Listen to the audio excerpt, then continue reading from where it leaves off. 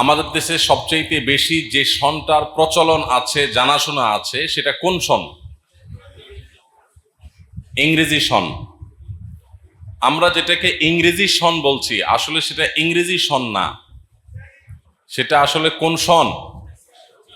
ঈসাই সন, খ্রিস্টান ধর্মের মানুষদের ধর্মীয় সন। এটা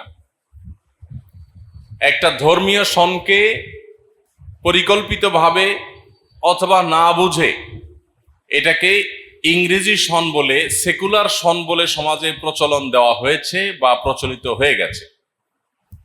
ইংরেজি সন বলতে আসলে কিছু নেই, কারণ এই সনটির প্রবর্তন করেছেন কারা? খ্রিস্টানরা, ঈসাইরা।